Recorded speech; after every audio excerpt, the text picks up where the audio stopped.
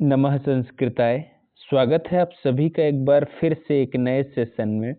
इस वीडियो में मैं आप लोगों के लिए कक्षा 10 के संस्कृत पद्य पीयूषम के प्रथमा पाठा, जिसका नाम लक्ष्यवेध परीक्षा है, इसके श्लोकों की व्याख्या को लेकर के आया हुआ हूँ। आज इस वीडियो में मैं आप लोगों के लिए 8वें श्लोक से आगे के श्लोकों की व्याख्या बताऊंगा, क्योंकि इसके पहले के वीडियो में आप सभी लोगों के लिए 1 से लेकर के 7 तक श्लोकों का अर्थ हो चुका है। चलिए हम सभी लोग स्टार्ट करते हैं। इसके पहले के 7वें वीडियो में 7वें श्लोक में क्या हुआ था कि गुरु द्रोणाचार्य ने लक्ष्य वेद का परीक्षण करते हुए सबसे पहले उन्होंने युधिष्ठिर को बुलाया था और युधिष्ठिर जी से प्रश्न कर रहे हैं। क्या प्रश्न कर रहे हैं देख लीजिए। पश्येनं त्वं द्रुमग्रस्थं भासं नरवर आत्मज पश्यामि तेवमाचार्यं प्रत्युवाच युधिष्ठिरः। इसका क्या अर्थ होगा देख लीजिए। कह रहे हैं कि नरवर आत्मज, नरवर आत्मज कहते हैं नर श्रेष्ठ, किसके लिए है?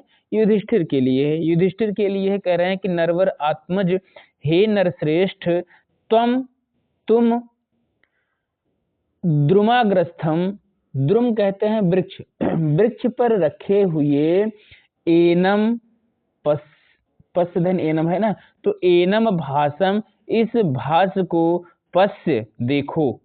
वो क्या कह रहे हैं कि हे नरवर आत्मज, हे नरश्रेष्ठ, तुम द्रुमाग्रस्थम, वृक्ष के ऊपर रखे हुए एनम भासम पश्य, इस गिद्ध को देखो।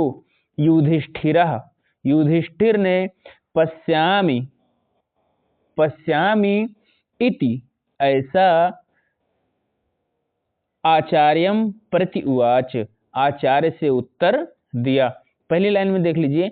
पहले लाइन में कह रहे हैं कि गुरु द्रोणाचार्य जी कह रहे हैं कि हे नरश्रेष्ठ, हे नरश्रेष्ठ युधिष्ठिर, तुम वृक्ष के ऊपर रखे हुए एनम भासम, इस गिद्ध को पश्य देखो। युधिष्ठिरा, युधिष्ठिर ने कहा पश्यामि, देख रहा हूँ, इति माने इस प्रकार से आचार्यम प्रत्युवाच, आचार्य से उत्तर दिया। एक बार इसका पूरा अर्थ देख लीजिए कि आचार्य गुरु द्रोणाचार्य जी कह रहे हैं कि हे नरश्रेष्ठ, तुम वृक्ष के ऊपर रखे हुए इस गिद्ध को देखो। युधिष्ठिर ने उत्तर दिया, आचार्य माने आचार्य से उत्तर दिया कि पश्यामि, देख रहा हूं। ठीक है, चलिए अगले श्लोक की तरफ चलिए। श्लोक संख्या 9 में देखिए। स मुहूर्तादिव पुनः द्रोणस्थं प्रत्यभासत अथ वृक्षमिमं मां वा भातृन वापि प्रपश्यसि। आगे देख लीजिए। आगे कह रहे हैं कि स, वह कौन? द्रोण, द्रोणाचार्य ने, वे द्रोणाचार्य ने मुहूर्ताद माने थोड़ी ही देर में, मुहूर्ताद इव मतलब थोड़ी ही देर में, पुनः माने फिर से, तम उस युधिष्ठिर से, प्रत्यभासत बोले। उन द्रोणाचार्य ने थोड़ी देर में पुनः उन युधिष्ठिर से बोले कि क्या बोले? अथ, अब तुम इमं वृक्षम, इस वृक्ष को, वा अथवा माम मुझे, वा अथवा भातृन अपने भाइयों को, अपि मन भी, प्रपश्यसि देख रहे हो। वो कह रहे हैं कि अब इस वृक्ष को अथवा मुझको अथवा अपने भाइयों को भी देख रहे हो। अगला ऊपर देख लीजिए। ऊपर वाले में क्या कह रहे हैं? कह रहे हैं कि सद्रोढ़, वे गुरु द्रोणाचार्य ने मुहूर्ताद इव थोड़ी ही देर में, पुनः माने फिर से, तम उन युधिष्ठिर से, प्रत्यभासत बोले। उन गुरु द्रोणाचार्य ने थोड़ी देर में पुनः फिर से उन युधिष्ठिर से बोले कि अब तुम इस वृक्ष को अथवा मुझे अथवा अपने भाइयों को भी देख रहे हो। ठीक है, उनसे प्रश्न कर रहे हैं कि क्या तुम मुझे, अपने भाइयों को अथवा इन वृक्षों को भी देख रहे हो। आगे देख लीजिए। तम उवाच स कौन्तेयः पश्याम्येनं वनस्पतिं भवन्तं च तथा भातॄन् भासं चेति पुनः पुनः। ये उत्तर दे रहे हैं, क्या उत्तर दे रहे हैं कि तम उवाच सह कौन्तेय, यहाँ से शुरू होगा सह कौन्तेय, वे कौन्तेय। कौन्तेय किसे कहते हैं? कुंती का पुत्र होने के नाते सभी पांडवों को क्या कहा जाता है? कौन्तेय कहा जाता है। सा कौन्तेय, उन कुंती पुत्र युधिष्ठिर ने तम उवाच, तम माने उनसे, उवाच माने बोला। उनसे किनसे बोला? गुरु द्रोणाचार्य जी से बोला। वह कौन्तेय युधिष्ठिर ने उन गुरु द्रोणाचार्य जी से बोला कि एनम वनस्पतिम पश्यामि, इस वनस्पति को देख रहा हूँ, भवंतम च, और आपको देख रहा हूँ, तथा भातृन, और अपने भाइयों को भी देख रहा हूँ, और भासम पुनः पुनः, इस गिद्ध को मैं बार बार देख रहा हूँ।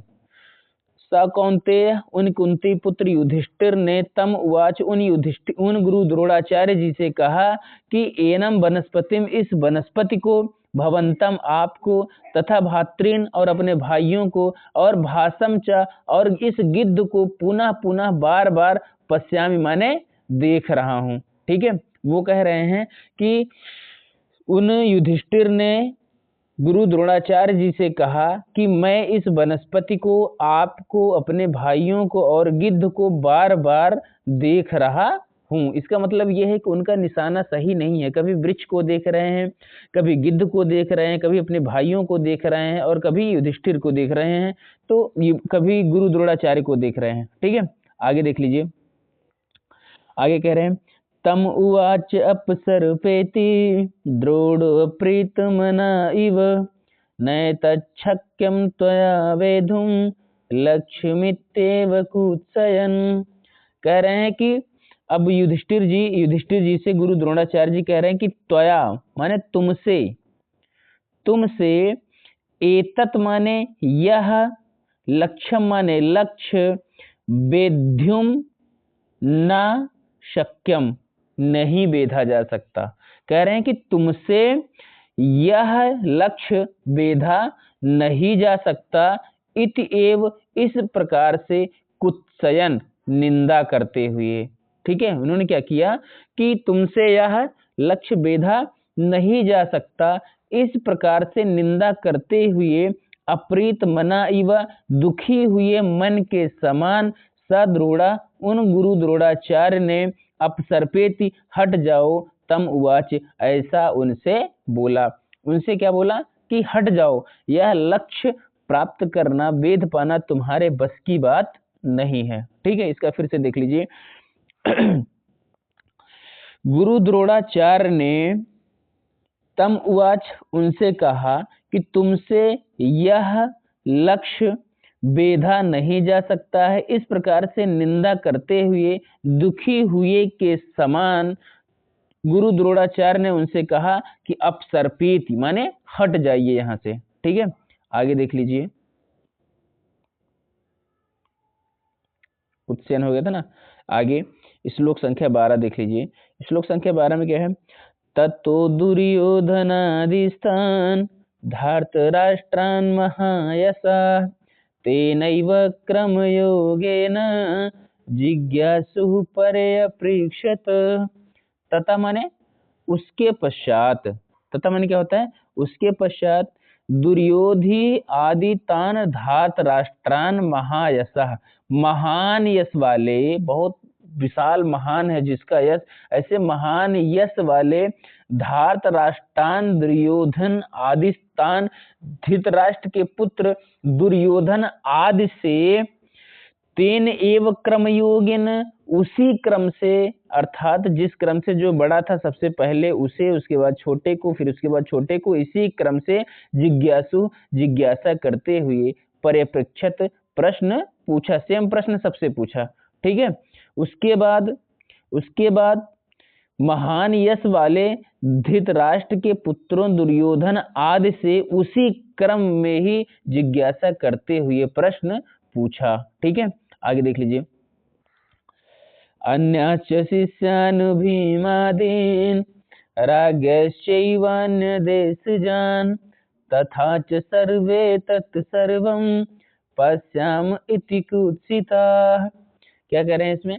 कह रहे हैं कि अन्याश्च शिष्यान भीम आदीन, भीम इत्यादि, अन्याश्च माने अन्य, शिष्यान माने शिष्यों को, भीम आदि अन्य शिष्यों को, तथा और राज्ञश्च अन्य देशजान, अन्य देशों से आए हुए राजकुमारों से, च सर्वे और सभी से, तत्सर्वम पश्याम उन सभी ने कहा कि देख रहा हूं, इत कुत्सिता इसलिए निंदित किए गए। ठीक है, इसका मतलब ये है कि तथा माने उसके पश्चात भीम आदि अन्य शिष्यों से तथा दूसरे देश से आए हुए राजकुमारों से, उन सभी से इस प्रकार के प्रश्न पूछा। तो पश्याम सभी ने क्या कहा, देख रहा हूं, इस प्रकार से निंदित किए गए। कहने का मतलब यह है कि उन्होंने भीम आदि और दुर्योधन, सभी धृतराष्ट्र के सभी पुत्रों दुर्योधन आदि को उसी क्रम से बुलाया और सभी से प्रश्न पूछा। तो सभी ने क्या कहा, मैं देख रहा हूं। ऐसा उत्तर देने पर सभी लोग क्या हुए, निंदित हुए, अर्थात डांट करके भगाए गए। आगे देख लीजिए, ततो धनंजयं द्रोणम् अस्मय मानोऽभ्यभाषत त्वयेदानीं प्रहर्तव्यम् एतत् लक्ष्यं विलोक्यताम्। उसके बाद क्या कह रहे हैं, उसके बाद कह रहे हैं ततः, इसके पश्चात, धनंजयम, धनंजय से, धनंजय किसे कहते हैं, अर्जुन को कहते हैं धनंजय। ठीक है, अर्जुन को धनंजय किस लिए कहा जाता है, क्योंकि जब युधिष्ठिर राजा थे तो क्या था कि अर्जुन के ऊपर जिम्मेदारी थी कि जो राजकोष है वो खाली ना हो सके। तो अर्जुन क्या करते थे, दूसरे देश के राजाओं को पराजित करके वहां के धन को लूट करके लेकर के आते थे और धन को जीत लेते थे। इसीलिए इनका एक नाम पड़ा क्या, धनंजय। उसके पश्चात धनंजयम, धनंजय से अर्थात अर्जुन से, द्रोणम गुरु द्रोणाचार्य ने, अस्मय मानो अभ्यभाषत, अस्मय माने होता है मुस्कुराते हुए, अभ्यभाषत माने बोले। इसके पश्चात गुरु द्रोणाचार्य ने अर्जुन से मुस्कुराते हुए बोला कि त्वया इदानीम प्रहर्तव्यम एतत् लक्ष्यम। एतत् लक्ष्यम मतलब इस लक्ष्य को, त्वया माने तुम्हारे द्वारा ही, इदानीम माने इस समय, प्रहर्तव्यम प्रहार किया जा सकता है। कह रहे हैं कि इस लक्ष्य को तुम्हारे द्वारा इस समय प्रहार किया जा सकता है, इसीलिए विलोक्यताम देख लो। एतत् लक्ष्यम विलोक्यताम मतलब इस लक्ष्य को देख लो। गुरु द्रोणाचार्य जी कह रहे हैं त्वया एव माने तुम्हारे द्वारा ही, प्रहर्तव्यम प्रहार किया जा सकता है, एतत् लक्ष्यम विलोक्यताम तुम इस लक्ष्य को देख लो। ठीक है, पूरा अर्थ देख लीजिए। इसके पश्चात गुरु द्रोणाचार्य ने अर्जुन से मुस्कुराते हुए बोला कि तुम्हारे द्वारा ही इस लक्ष्य को बेधा जा सकता है, प्राप्त किया जा सकता है, इसीलिए इस लक्ष्य को देख लो। ठीक है, बस आज के इस वीडियो में ये श्लोक संख्या 14 तक ही रहेगा। एक वीडियो में और लेकर के आऊँगा, उस वीडियो में मैं आप लोगों को श्लोक संख्या 15 से लेकर के 21 तक पूरे इस श्लोक का मैं व्याख्या आपको बताऊंगा। मैं आप लोगों के लिए पढ़ने की बहुत अधिक शुभकामनाओं के साथ मैं अपने इस कक्षा को यहीं पर विराम देता हूं। मिलूंगा एक नए वीडियो के साथ, एक नए कक्षा में। तब तक के लिए नमः संस्कृताय।